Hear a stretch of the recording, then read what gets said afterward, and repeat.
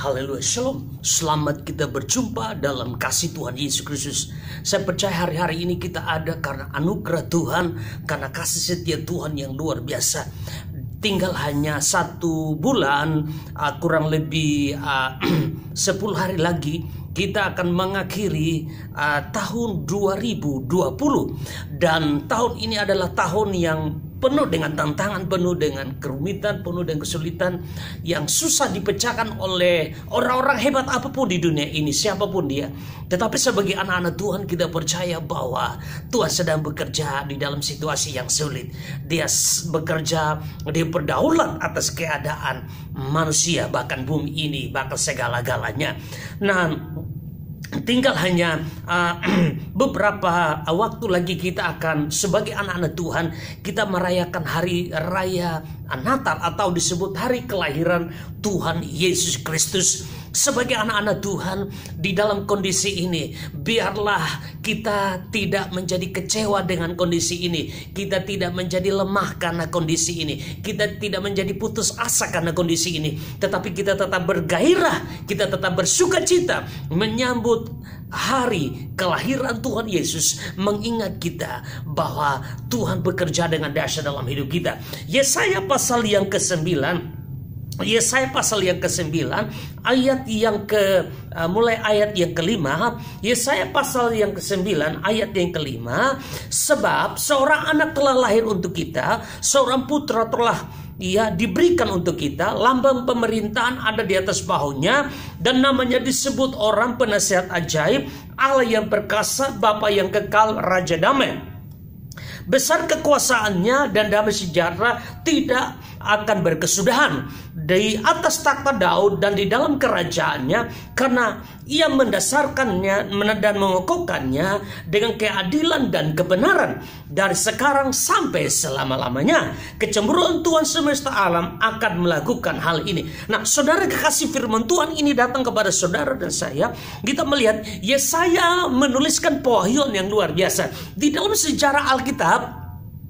Nah, Yesaya menuliskan, walaupun kalau kita melihat di dalam Lukas pasal yang ke-1 mulai ayat yang ke-6, Lukas pasal 1 ayat 6, dalam bulan yang ke-6 Allah menyuruh malaikat Gabriel pergi ke sebuah kota di Galilea bernama Nazaret, kepada seorang perawan yang bertunangan dengan seorang bernama Yusuf dari keluarga Daud. Nama perawan itu Maria.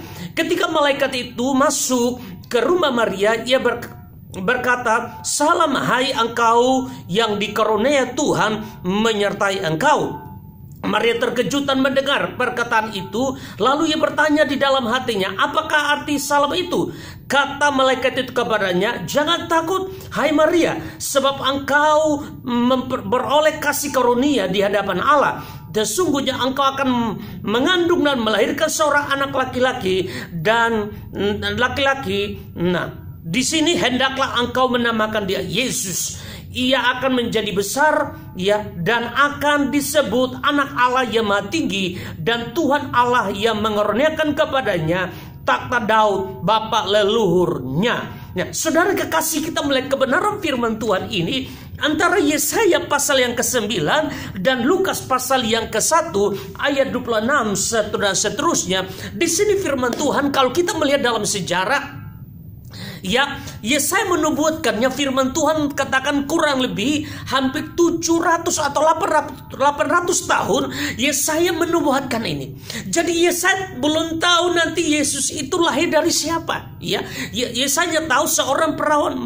Yesaya menuliskan ini di dalam Yesaya pasal yang ke-9 dan Yesaya pasal yang ke-7.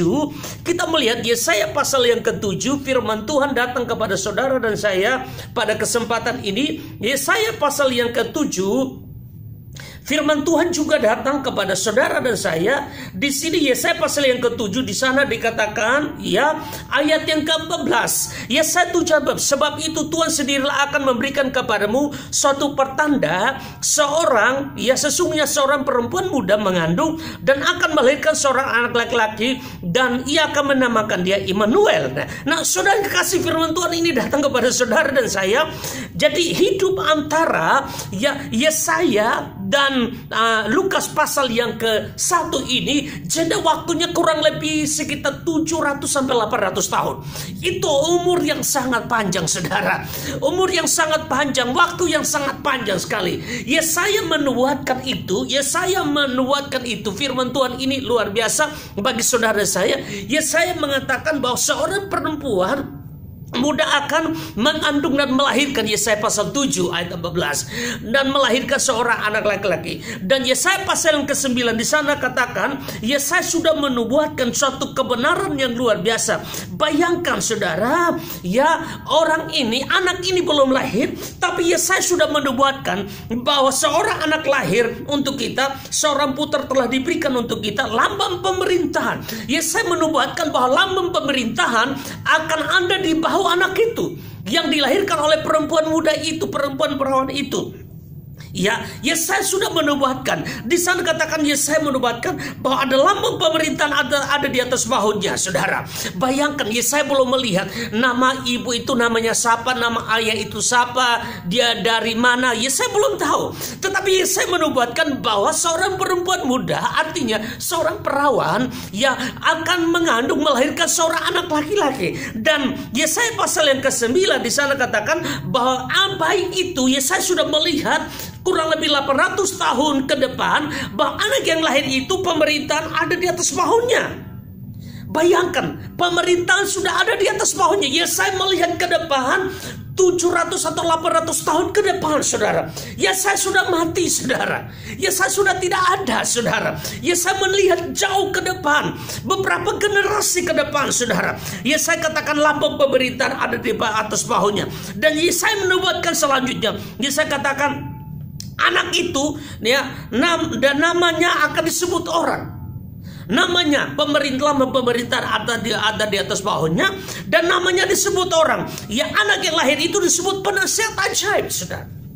Disebut penasihat ajaib. Yang kedua, anak itu disebut Allah yang perkasa. Yang ketiga, anak itu disebut Bapa yang kekal. Dan yang keempat, anak itu disebut Raja Damai, saudara. Nah, saudara kekasih, kita berada di satu dunia yang penuh dengan pergumulan, khususnya di tahun 2020 ini, tahun yang penuh dengan pergumulan, tantangan, kesulitan luar biasa sedang menghimpit manusia. Namun kita melihat sebagai anak-anak Tuhan, mari kita tidak putus asa, karena kita tahu bahwa kita mempunyai Tuhan yang hidup, yang kita mempunyai Allah yang luar biasa. Ketika kita percaya kepada Tuhan, maka penasihat ajaib yaitu Yesus itu ada dalam hidup kita. Ketika kita percaya kepada Tuhan, Allah yang perkasa itu ada dalam hidup kita. Ketika kita percaya kepada Yesus, maka Bapa yang kekal dan Raja Damai itu ada dalam hidup kita. Kita berada di dunia ini penuh dengan ketidakpastian. Kita ada di dunia ini yang penuh dengan ketidaknyamanan.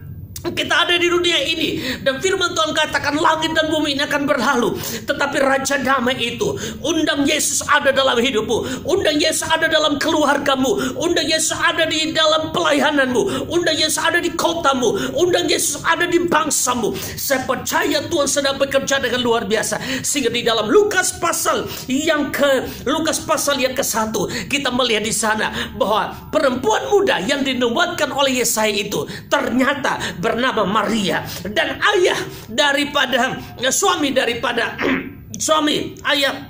suami daripada Maria itu bernama Yusuf, saudara. Nah, saudara, kita melihat kebenaran ini datang kepada saudara saya. Betapa dahsyatnya nubuatan daripada Yesaya. Yesaya sudah melihat ke depan, dan kita melihat ketika Maria mengandung, bahwa dia mengandung bukan dari hasil hubungan suami istri, tapi dia mengandung dari Roh Kudus. Roh Kudus menaungi Maria, dan Maria mengandung, sehingga kita melihat anak itu disebut Raja Allah yang perkasa, Bapa yang kekal, Raja Damai, penasihat ajaib.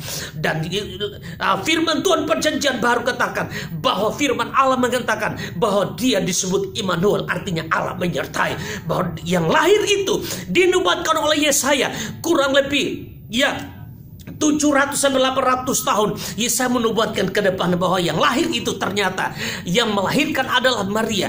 Tuhan bekerja dengan adil kodrati yang luar biasa di dalam di dalam kekuatan Allah, di dalam Allah yang maha ada, maha hadir, Tuhan bekerja melalui Maria. Maria melahirkan namanya Yesus Allah. Dia adalah Immanuel. Dan kita melihat dunia hari-hari ini sedang berada dalam keadaan tidak pastian. Pada saat Yesus lahir, jeda waktu antara perjanjian lama, antara Maleakhi sampai ke perjanjian baru Matius, perjanjian baru, jeda waktunya kurang lebih 400 tahun.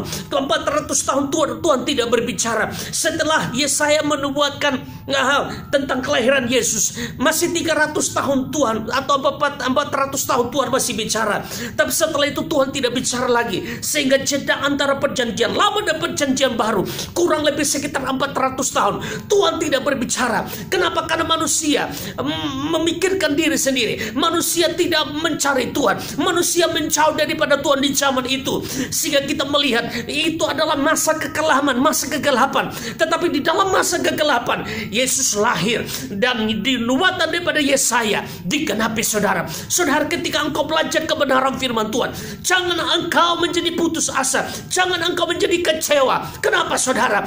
Yesus pasti menggenapi kebenaran firman. Yesus pasti menggenapi kebenarannya di dalam kehidupan saudara saya. Shalom, saya percaya Tuhan sedang bekerja, Tuhan sedang berkarya dalam hidup kita. Tuhan Yesus berkati kita semua. Shalom, haleluya, haleluya. Biarlah kita menyambut hari Natal ini dengan sukacita, karena Dia Raja Damai, Dia Allah perkasa, Dia Bapa yang kekal, Dia penasihat ajaib, dan Dia menuntun hidup kita. Kita melalui pergumulan hidup di dunia ini, bahkan di tahun ini. Dalam nama Yesus Tuhan berkati. Haleluya, amin.